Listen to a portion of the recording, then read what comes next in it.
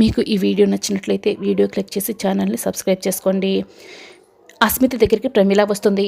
ఆ రామలక్ష్మికి ఫోన్ చేసి, నేను దుమ్ము దులిపేశానమ్మా, ఇక వాళ్ళిద్దరి పెళ్లి జరగదు అని ప్రమీల అంటుంది. తెలుసత్తయ్య అని అస్మిత చెప్తుంది. నీకెలా తెలుసు అని ప్రమీల అడిగితే, మీరు ఆవేశంగా మాట్లాడిన మాటలు నాకు ఇక్కడి వరకు వినిపించాయి అత్తయ్య అని అస్మిత చెప్తుంటే, నువ్వు ఇంకేం బాధపడకు, వాళ్ళిద్దరి పెళ్ళి జరగదు కాక జరగదు, నువ్వు చాలా నీరసంగా ఉన్నావు, నీకోసం జ్యూస్ తీసుకొస్తాను అని ప్రమీల వెళ్ళిపోతుంది. వెంటనే శౌర్య తన ఫోన్ నుంచి రామలక్ష్మికి ఫోన్ చేస్తూ ఉంటాడు. రామలక్ష్మి అయితే ఫోన్ లిఫ్ట్ చేయదు. ఏంట్రా, ఏమైందిరా శౌర్య అని రవీందర్ అడుగుతూ ఉంటాడు. నేను మాటికి కాల్ చేస్తున్నానని ఫోన్ని స్విచ్ ఆఫ్ చేసేసింది రామలక్ష్మి ఫోన్ తీయకుండా స్విచ్ ఆఫ్ చేసేసింది అని చెప్తూ ఉంటే, అయ్యో నీ పెళ్లి జరుగుతుందో లేదని రవీందర్ అయితే చాలా బాధపడుతూ ఉంటాడు. శౌర్య అయితే ఇంకా కంగారు పడుతూ ఉంటాడు. రఘురామ్ రామ అని పిలుస్తూ ఉంటే, ఏంటి నాన్న అని రామలక్ష్మి అక్కడికి వస్తుంది. శౌరికి ఫోన్ చేసి జాతకం తీసుకురమ్మని చెప్పమ్మా అని చెప్తూ ఉంటే, ఇప్పుడు జాతకం ఎందుకు నాన్న అని రామలక్ష్మి అడుగుతుంది. పంతులు గారు వస్తారు కదా, ముహూర్తాలు పెట్టడానికి నీ జాతకంతో పాటు బాబు జాతకం కూడా ఉండాలి కదా, కాబట్టి ఫోన్ చేసి తీసుకురమ్మని చెప్పమ్మా అని రఘురామ్ చెప్తుంటే, రఘురామ్ అక్కడి నుంచి వెళ్ళగానే రామలక్ష్మి ల్యాండ్లైన్ నుంచి శౌర్యకి ఫోన్ చేస్తుంది. నాన్న, ల్యాండ్లైన్ నుంచి ఫోన్ వస్తుంది నాన్న అని చెప్తూ ఉంటే, తీసి మాట్లాడరా అని రవీందర్ చెప్తాడు. హలో అని అనగానే, జాతకాలు తీసుకొని వెంటనే మా ఇంటికి బయలుదేరండి అని రామలక్ష్మి చెప్తుంది.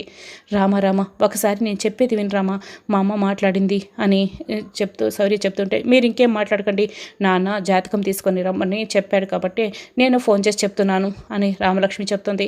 అయితే మీ నాన్నగారు జాతకం తీసుకురమ్మని చెప్పారు కాబట్టి, మీ నాన్నగారు చెప్పారు కాబట్టి నన్ను పెళ్లి చేసుకుంటావన్నమాట అని శౌర్య అయితే సంతోషపడుతూ ఉంటాడు. అలాంటిది ఏం జరగదు అని రామలక్ష్మి చెప్తుంది. ఒకవేళ అంతవరకు వస్తే ఏం చేయాలో నాకు తెలుసు అని రామలక్ష్మి చెప్తే, మీ నాన్న పెళ్లి చేసుకోమంటున్నారు కాబట్టి నువ్వు ఖచ్చితంగా చేసుకుంటావులేరమ్మా, నాకు ఆ నమ్మకం ఉంది అని శౌర్య చెప్తాడు. మీ నాన్న కోసం నువ్వేమన్నా చేస్తావు అని శౌర్య చెప్తాడు. అంతలేదు, ఏం చేయాలో నాకు చాలా బాగా తెలుసు, ముందు జాతకం తీసుకురండి అని రామలక్ష్మి ఫోన్ కట్ చేస్తుంది. రే శౌర్య, ఏమైందిరా అని రవీందర్ అడుగుతూ ఉంటాడు. మామయ్య గారు పెళ్లికి ముహూర్తాలు పెట్టించుకోవడానికి జాతకం తీసుకురమ్మని చెప్పారంట అని శౌర్య చెప్తాడు. అయితే మీ మామగారు దగ్గరుండి నీ పెళ్లి జరిగేలా చేస్తారు, నువ్వు భయపడాల్సిన అవసరమే లేదు, నీ వెనకాల మీ మామగారు ఉన్నారు శౌర్య, ఎవరు అడ్డుపడినా మీ పెళ్ళి మీ మామగారు తప్పకుండా జరిపిస్తారు, వెళ్ళి శౌర్య అని రవీందర్ చెప్తాడు. అలాగే నాన్న అని శౌర్య అయితే చాలా సంతోషపడుతూ బయలుదేరి వెళ్తాడు. జాతకం తీసుకొని శౌర్య వస్తాడు. బాబు, జాతకం పేపర్లు తీసుకొచ్చేసావా, వచ్చి కూర్చో అని బామ్మ చెప్తుంది. ఏంటి బాబు అంతలా కంగారు పడుతున్నావు ఎందుకు అని బామ్మ అడుగుతుంది. రామలక్ష్మి అని శౌర్య అనగానే, గదిలో ఉంది అని బామ్మ అంటుంది. ఓసారి వెళ్ళి మాట్లాడొచ్చా అని అనటంతో, వెళ్ళు బాబు వెళ్ళు అని బామ్మ చెప్తుంది. వెంటనే శౌర్య రామలక్ష్మి గది దగ్గరికి వస్తాడు. శౌర్య సార్ ఎందుకు వచ్చారు, మర్యాదగా వెళ్ళిపోండి అని రామలక్ష్మి శౌర్యని తోసేస్తుంది. అయినా శౌర్య అయితే గదిలోకి వస్తాడు, గడియ పెట్టేస్తాడు. నువ్వే కదా రామా వచ్చి జాతకాల పేపర్లు తీసుకురమ్మని చెప్పావు, అది కాదు రామా అని మాట్లాడిపోతూ ఉంటాడు. మీరేంకేం మాట్లాడకండి, మీ వల్ల ఒక అమ్మాయి సూసైడ్ చేసుకొని హాస్పిటల్లో చావు బతుకుల మధ్య ఉంది, మీరేమో ఏమీ తెలియనట్లు జాతకం పేపర్లు పట్టుకొని ఇక్కడికి వచ్చేశారు, మీ అమ్మగారేమో పెళ్ళిని ఆపేయమని కూడా చెప్పారు, మీరు ఇలా ఎలా ప్రవర్తిస్తున్నారు అని రామలక్ష్మి నిలదీస్తూ చెదిరించుకుంటుంది. అసలు మీకు మనస్సాక్షి లేదా, మా నాన్నగారు తన పరువు నిలబడుతుందని ఈ పెళ్లి జరిపిస్తానంటే నేను చూస్తూ ఉండిపోవాల్సి వస్తుంది, అంతేకాకుండా నిజం చెప్తే ఎక్కడ మీ ప్రాణాలు పోతాయని, మీ ప్రాణాలు కాపాడడం కోసమని నేను నిజం చెప్పకుండా ఉంటే మీరేమో ఈ జాతకాలు తీసుకొని పెళ్లి చేసుకోవడానికి వస్తారా అని రామలక్ష్మి ఇక ప్రశ్నిస్తుంటుంది. అయ్యో రామా, నువ్వు నన్ను ఇలా అసహించుకోవడానికి, అబద్ధం చేసుకోవడానికి ఆ రాక్షసి అస్మితనే కారణం అని శౌర్య అంటాడు. ఇప్పుడు అస్మిత సూసైడ్ చేసుకోవడం కూడా నాటకమే అని నా డౌట్, మా అమ్మ అస్మితకి సపోర్ట్గా నిలబడింది, నీతో ఇలా మాట్లాడింది, ఆ అస్మిత నాటకం ఆడుతోంది అని శౌర్య చెప్తాడు. చాలు శౌర్య సార్, ఇంకేం మాట్లాడకండి, మీ తప్పుని ఎత్తి చూపిన ప్రతిసారి తప్పించుకోవడానికి మీరు మరో ఎత్తు వేసి కథలు చెప్పేస్తున్నారు అని రామలక్ష్మి చెప్తుంది. అయ్యో రామా, నేను తప్పించుకోవడానికి తప్పు చేస్తే కదా, చెయ్యని తప్పుని ఒప్పుకోవడం ఎలానో నాకు తెలియటం లేదు అని శౌర్య చెప్తాడు. నటించకండి శౌర్య సార్, మీ గురించి తెలియని వాళ్ళ దగ్గర మీ మాటలు మాట్లాడకండి, నా దగ్గర కాదు అని రామలక్ష్మి చెప్తుంది. నేను మా నాన్న దగ్గర ఇరుక్కుపోయి ఇప్పుడు ఏమి చెప్పలేను, నీ నాటకాన్ని బయట పెట్టలేను ధైర్యంతోనే కదా ఈ జాతకాలు పట్టుకొని పెళ్లి చేసుకోవడానికి ఇక్కడికి వచ్చేశారు. అస్మిత అలాగే నేను కూడా ఏదైనా చేసుకుంటే అని రామలక్ష్మి అనగానే, రామ పిచ్చా నీకు అని శౌర్య గట్టిగా అరుస్తాడు. ఇక తిడుతూ ఉంటాడు. నాకు అసలు నీతో మాట్లాడడం, మీ ముఖం చూడడం కూడా ఇష్టం లేదు. గతి లేక ఇలా మాట్లాడవలసి వస్తుంది, అందుకే చేస్తానని చెప్తున్నాను అని రామలక్ష్మి బెదిరిస్తూ ఉంటే, రామా అలా మాట్లాడదని చెప్తున్నాను కదా, పిచ్చా అలా మాట్లాడుతున్నావు అని శౌర్య కోప్పడతాడు. మీకు నాపైన నమ్మకం లేకపోతే నువ్వు నాతో కలిసి నడవాల్సిన అవసరమే లేదు. కానీ ఒక్క మాట రామా, నాకు ఒక్క అవకాశం ఇవ్వు, నాకు ఒకే ఒక్క రోజు టైం ఇవ్వు, నేనేంటో నీకు నిరూపించుకుంటాను. అలా నిరూపించుకోలేని పక్షంలో నేను నా ముఖం నీకెప్పటికీ చూపించను, దూరంగా వెళ్ళిపోతాను అని శౌర్య చెప్తాడు. అయినా ముహూర్తం పెట్టగానే పెళ్లి జరిగినట్లు కాదు కదా, ఈ ముహూర్తాలనైతే పెట్టనివ్వు అని శౌర్య వెళ్ళిపోతాడు. పంతులు గారు వస్తారు. రఘురాం వాళ్ళందరూ హాల్లోకి వస్తారు. అప్పుడే ఇక జానకి బియ్యం జరుగుతూ ఉంటుంది. పెద్దమ్మ ముహూర్తాలు పెట్టడానికి పంతులు గారు వచ్చినట్లు ఉన్నారు అని అదే రానివ్వు, నేను లేకుండా ముహూర్తాలు ఎలా పెడతారో నేను చూస్తాను అని జానకి చెప్తుంది. పెళ్ళికి మిమ్మల్ని వద్దని చెప్తుంటే ముహూర్తానికి మిమ్మల్ని ఎందుకు పిలుస్తారత్తయ్యా అని సీను అడుగుతాడు. చూస్తావు కదా అని జానకి అంటుంది. జానకి సీను వైపే చూస్తూ ఉంటుంది. అమ్మ, శౌర్య జానకి జాతకం తీసుకువచ్చాడు, రామా జాతకాన్ని తీసుకోండి అని రఘురాం చెప్తాడు. పార్వతి వెళ్ళి తీసుకురా అని బామ్మ చెప్తుంది. పార్వతి ఈ జాతకం తీసుకురావడానికి వెళ్ళిందా, లేకపోతే ఇంకెక్కడికి వెళ్ళింది పద్మ, వెళ్ళి చూడు అని బామ్మ అంటుంటే పద్మ పార్వతి ఇద్దరు కూడా వెనక తిరిగి వస్తాడు. జాతకం వదిన ఎక్కడ పెట్టిందో ఎక్కడా కనిపించడం లేదమ్మా అని పద్మ అంటుంది. ఇప్పుడు అర్థమైంది అత్తయ్య, నిన్ను కాదని వాళ్ళు ముహూర్తం పెట్టలేరు, నిన్ను కలుపుకోవాల్సిందే అని సీను అంటాడు. జానకి నవ్వుతూ రఘురాం వాళ్ళ వైపే చూస్తూ ఉంటుంది.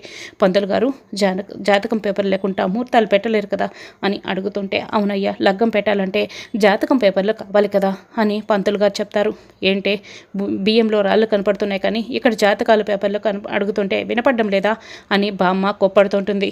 మీరు అడిగితే నేను సమాధానం చెప్పనత్తయ్యా, ఎవరైతే నన్ను పెళ్ళికి వద్దని చెప్పారో వాళ్ళు నన్ను పెళ్ళికి రానిస్తానని చెప్తేనే జాతకం పేపర్లు ఇంట్లో ఎక్కడున్నాయో చెప్తాను, ఇస్తాను అని జానకి అంటుంది. లేదంటే అని బామ్మ అంటుంటే, లేదంటే లేదు, ఎక్కడున్నాయో చెప్పను అని జానకి అంటుంది. భలే చెప్పేవత్తయ్య, ఇప్పుడు మామయ్య తప్పకుండా దిగొస్తాడు అని సీను జానకి చెవిలో చెప్తుంటే అప్పుడే రఘురాం అక్కడ వచ్చి నిలబడతాడు. జానకి చాలా సంతోషపడుతుంటుంది. పంతులు గారు జాతకాలు లేవని చెప్పి అడ్డమైన వాళ్ళని అడిగే బుద్ధి నాకు లేదు.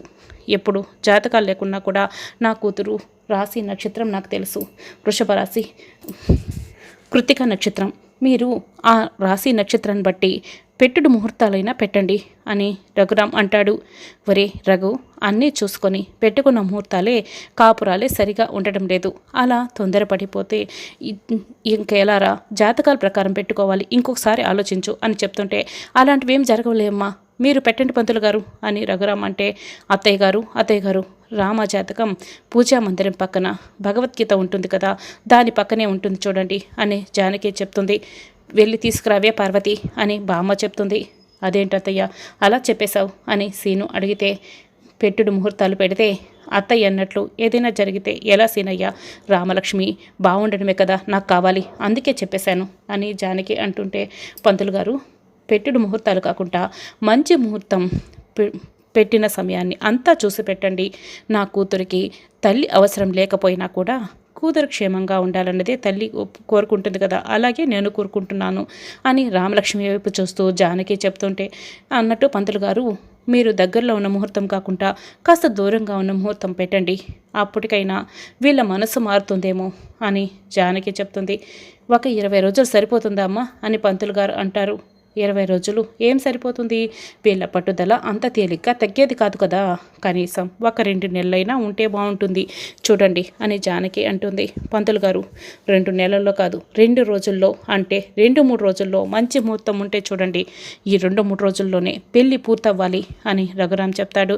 అలాగేనయ్యా, 2 రోజుల్లో మంచి ముహూర్తం ఉంది అంటే గురవం నాడు పెట్టేయమంటారా ఆ ముహూర్తం అని పంతులు గారు అంటే, అలాగే పంతులు గారు ఆ ముహూర్తమే ఖాయం చేయండి అని రఘురాం చెప్తాడు. ఇక జానకి చాలా కంగారు పడుతూ ఉంటుంది. ఆ పంచాయతీకి నువ్వు వచ్చి ఉండకపోతే అసలు ఈ పంచాయతీ ఉండేది కాదు అని రామలక్ష్మి శౌర్యని కోప్పడుతుంది. నాకు ఒక్కరోజు సమయం ఇవ్వమన్నాను కదా రామా అని శౌర్య ఇక అడుగుతూ ఉంటాడు. జానకి సోఫాలో కూర్చొని బాధపడుతూ ఉంటుంది. అత్తయ్య, మొత్తానికి రామలక్ష్మి శౌర్యాల పెళ్లి కుదిరిపోవడంతో నాకు ఆ సంతోషంతో ఈరోజు తొందరగా ఆకలిస్తుంది అత్తయ్య అని సీను సంతోషంగా చెప్తూ ఉంటే జానకి మాత్రం బాధపడుతూ ఉంటుంది.